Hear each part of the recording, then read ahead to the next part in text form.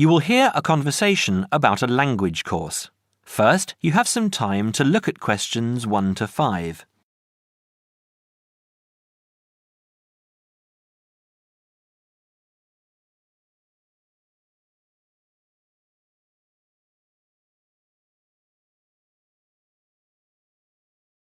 You will see that there is an example that has been done for you. On this occasion only, the conversation relating to this will be played first. Good morning, Borgheimer language courses. How may I help you? Oh yes, I contacted you some time ago about following a German course in Germany, and you advised me to take your placement test before we go any further. Well, I've done that now, so I'd like to go ahead with booking the course for this summer, if that's possible. Certainly, sir. You said you took the placement test. What was the result? I was placed at the O3 level. O3. Right. That's lower intermediate. Fine, Mr. The answer is Level 3 or Lower Intermediate, so the course level has been filled in for you. Now we shall begin. You should answer the questions as you listen, because you will not hear the recording a second time. Listen carefully and answer questions 1 to 5. Petterson. John Petterson. Could you spell that for me, please, Mr. Petterson? P-E-T-T-E-R-S-S-O-N. That's a double T and a double S. Am I right? That's right. Now, could I ask you where the course takes place? Well, we offer courses in Hamburg and Berlin. For your level, there's never a problem. There are always plenty of people for the intermediate classes. Oh dear. Does that mean that there might be a lot of students in my class? I wouldn't be very happy about that. No, don't worry, Mr. Petterson. The maximum class size is 12, but I've never known there to be more than 9 or 10 in a class. It could even be 5 or 6. Good. Actually, I'd prefer to study in Berlin. And how long is the course? 3 weeks, 5 hours a day. 2 hours only on Saturday. Sundays free. I see. And what about accommodation? There you have a choice, Mr. Petterson. You can either stay with a German family who are used to having such guests, or you can stay on the university campus, or we can book you into a nearby bed and breakfast. Is there a big difference in price? Not really. Staying with the family works out the cheapest, and the bed and breakfast is a bit more money. Staying on the university campus comes somewhere between the two price-wise, but Berlin is not too expensive anyway. Which do you recommend? Well, if you want to practice your German and be part of a German family, I would recommend staying with a family. Our families are all hand-picked, and we've never had any sort of complaint. Yes, I'll probably do that then. What are the dates of the course? The first summer course starts on the 1st of June in Hamburg and a week later in Berlin, which is what would concern you as you have chosen the Berlin course. That's the 8th of June. The next course would begin on the 2nd of July and then... The 2nd of July course would be perfect for me. Can you put me down for it now? Certainly, Mr. Petterson. Can I have your address, please? 26 Mayfield Drive, Orpington, Kent. I'm afraid I can't remember the postal code. Don't worry, Mr. Petterson. I'll check on it. Before you hear the rest of the conversation, you have some time to look at questions 6 to 10.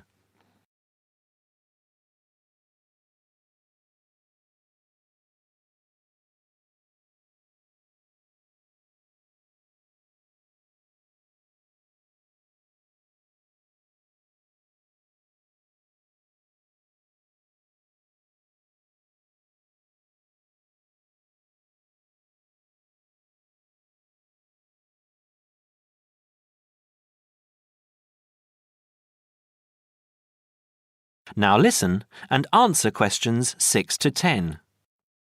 There are a couple of other things I'd like to ask. Certainly. What do I need to bring on the course?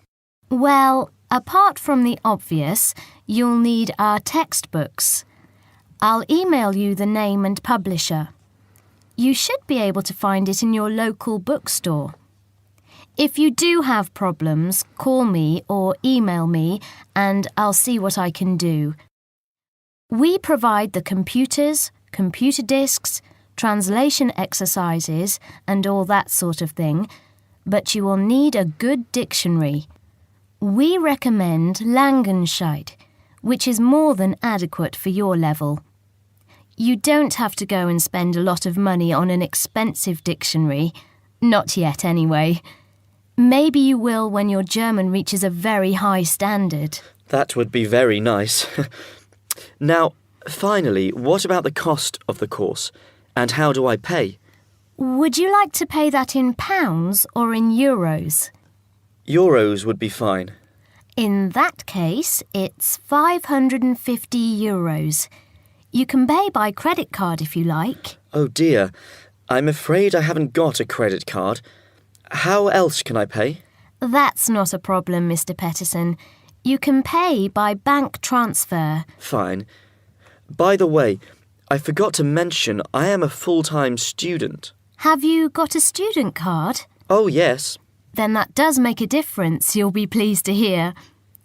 You are entitled to 35% off the full price. And if you can persuade a few people to join you, it would work out even cheaper. How do you mean exactly? Well, for every 5 people you find, 1 goes free. In other words, if there are 6 of you, you get 1 free course. Of course, in reality, you would divide up the savings amongst you, presumably. Right. Well, I'll see what I can do. Thank you. Not at all, Mr. Peterson, and I'm sure you'll enjoy the course. There are, of course, sightseeing possibilities. Would you like me to send you our brochure describing them? Yes, thank you. I'd appreciate that. Anyway, thanks for your help. If I want to call back, who do I ask for? Susanna. I'm here most of the time.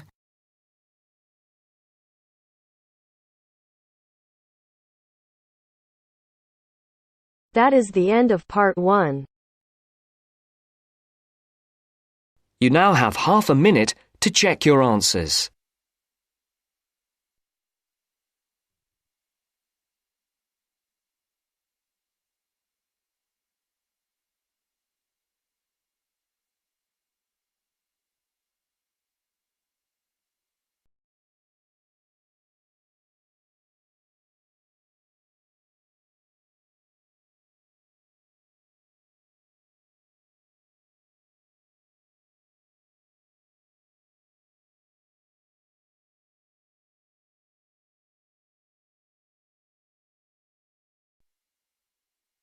Now turns to part 2.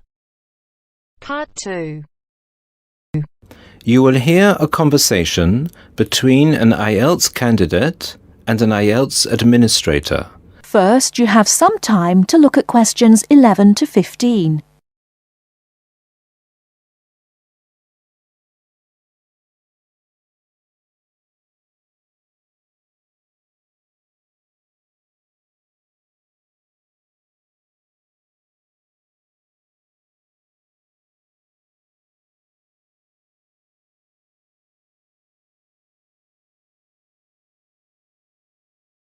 Now, listen carefully and answer questions 11 to 15.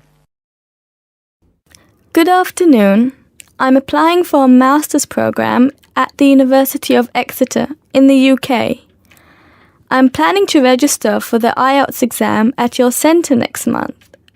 I have some questions I'd like to ask you before I register, if that's okay. Certainly. Would you be taking the academic module? I think so, but I'll have to contact the university just to make sure. You'll probably need the academic because most universities don't accept the general training. And anyway, the procedures to register for the exam are the same for both the general and the academic modules. Good. My first question is whether I sit all parts of the exam on the same day.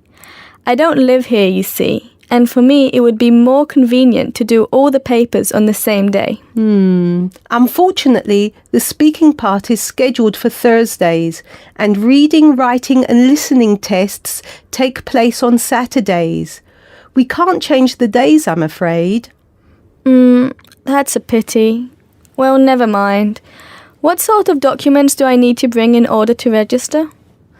You'll have to fill in the Ielts application form and bring an ID, a copy of your ID, and 2 passport-size photos on a white background. Will any ID do? We only accept original passports and national IDs.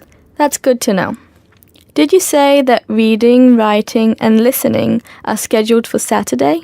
That's right. Will I get a break in between the papers? I'm afraid there aren't any breaks between the papers. Each paper takes an hour to complete, so it's 3 hours straight through. You'll first do listening and then reading, followed by the writing test. This is a standard requirement from Cambridge. Before you hear the rest of the talk, you have some time to look at questions 16 to 20.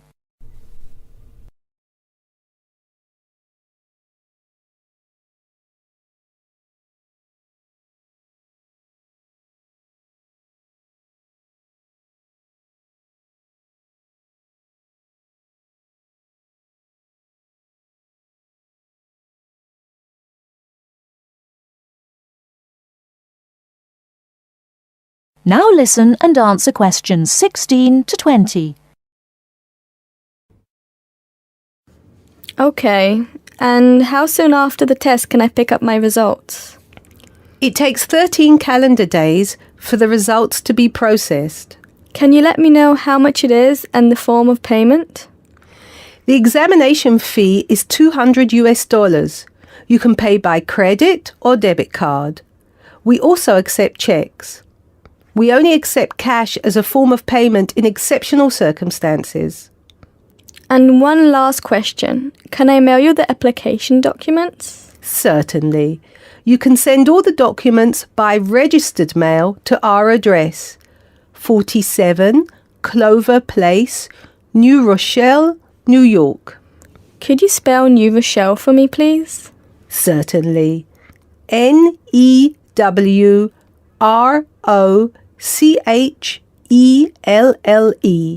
Could I have the zip code as well? Sure. Our zip code is 10806. Thanks. You can also email us at inquiry@examsmail.com or phone us at 325-9082. I think that's all. Thank you very much for all the information. Bye. You're welcome. Goodbye. That is the end of part 2. You now have half a minute to check your answers.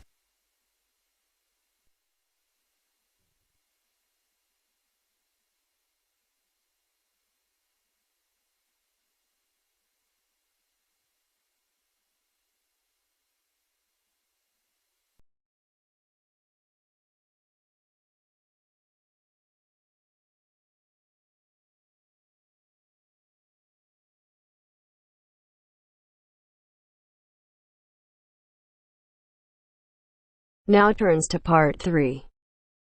Part 3. You will hear two friends discussing what to study at Mitchford University. First, you have some time to look at questions 21 to 27.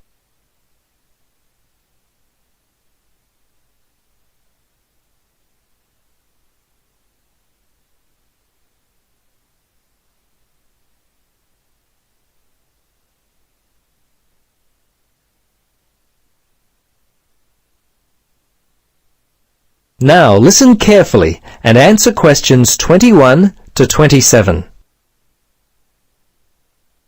Hello, Gloria. Hi, Paul. I just heard that you're studying psychology this year.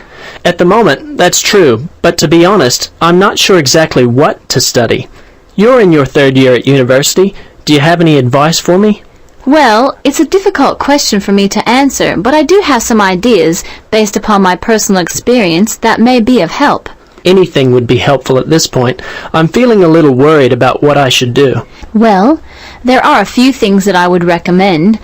Firstly, ask yourself, what do you really enjoy studying? For example, maths, English, science? This will help you decide what course you should do. The university handbook lists all the courses available. You should take some time to look at it. A couple of my friends spoke with recent graduates of courses which took up a lot of time. Another thing which took a lot of time was an interview at the Dean of Academic Affairs office. They're always so busy there. Unless you've got a lot of time, I wouldn't bother with either of those ideas. Okay. Gloria, I understand there are some excellent publications that I can look at which will help answer my questions. But the trouble is, I'm having a real hard time locating them.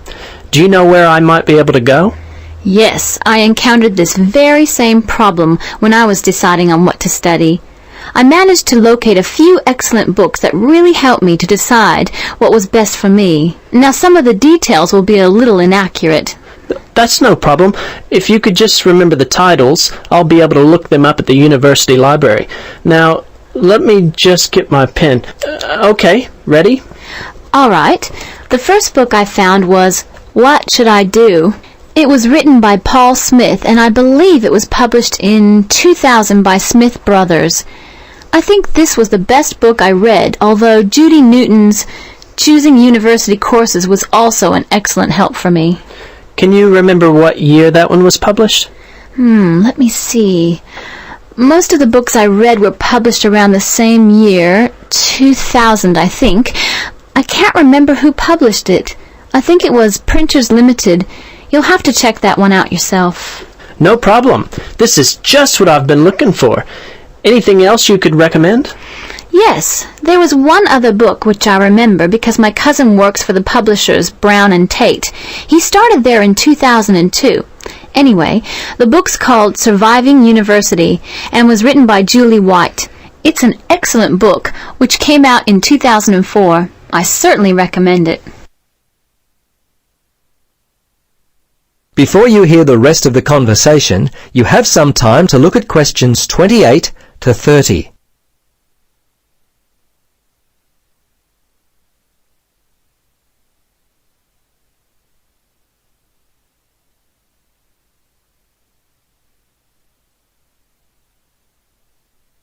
Now listen and answer questions 28 to 30. Gloria, this discussion has been so helpful. I wonder if I might ask one more question. Sure. What would you like to know? Well, I'm wondering why you finally decided to study psychology. Well, what helped me to decide was my interest in working with people. I think that's what you've got to really decide in your own mind. Do people give you energy or do they drain you of energy? I asked my friends what they thought of my idea, and most of them thought it was a good choice. Yeah, you know, I think my parents or family members who know me well would be a good place to start. I think if you like to research subjects, you might prefer to work by yourself. That could help you to decide what area you should study. For me, I like working with numbers, and I knew psychology involved a lot of this, so that also helped me to choose my course of study. The bottom line is you've really got to know what you naturally like to do. Once you work that out, you simply choose areas of study that relate to those things. Well, Gloria, I can't thank you enough for your time. Would you be interested in joining me for a coffee?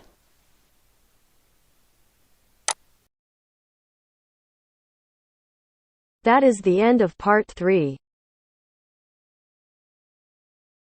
You now have half a minute to check your answers.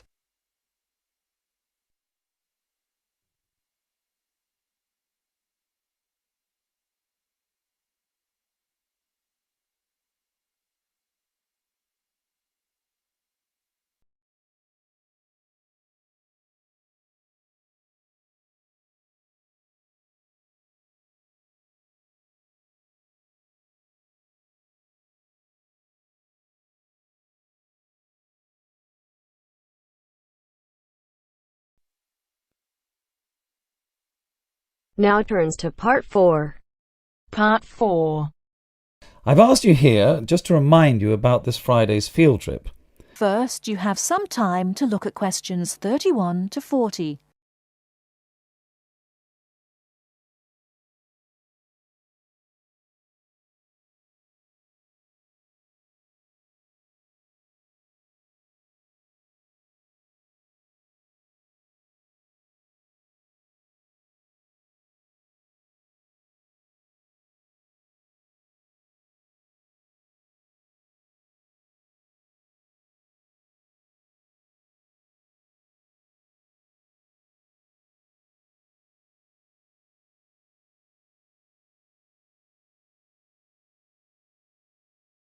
Now, listen carefully and answer questions 31 to 40.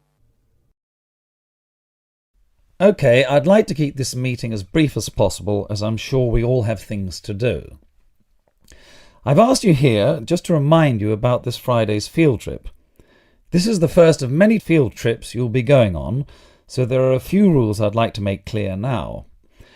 Most importantly, I want you all to remember that simply because you are leaving the college does not mean that you are not studying. This is an essential part of your course and should be treated as such. There will be 2 assignments for you to complete whilst you are there, and some extension work you will be expected to do over the weekend, so I suggest you all pay attention on the day. Moving on, remember that we are going to a salt marsh and must dress appropriately. High-heeled shoes and t-shirts are not what I consider appropriate. You need good footwear, preferably boots, and you should bring a waterproof jacket as the weather is unpredictable. It would also be a good idea to bring a change of clothes. There is a chance you will get wet, and a 3-hour return journey in damp clothes is nobody's idea of fun. We will be on the marsh from about 10 o'clock to about 4, so you will be given a light lunch. However, if you want to bring any snacks with you, then please feel free to do so, although we will be stopping for dinner on the way home. Now, this is the 4th time the college has been to Park Drive Saltmarsh, and so far we have never lost a student. However, remember that there are 28 people going, and if you are late, you will be keeping myself and your colleagues waiting, and at that time in the morning you will not find me very forgiving. Please try to arrive a few minutes before 7. If you are not here on the hour, you risk being left behind.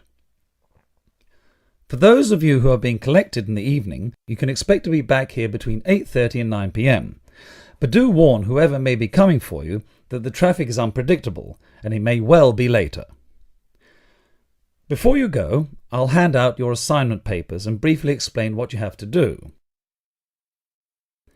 Now, on the first page, all you are required to do is identify the flora and fauna on the page and find an example in the salt marsh. As I told you on Monday, you will need a camera for this. I recommend one of those disposable cameras rather than something more valuable, as the marsh can get very dirty.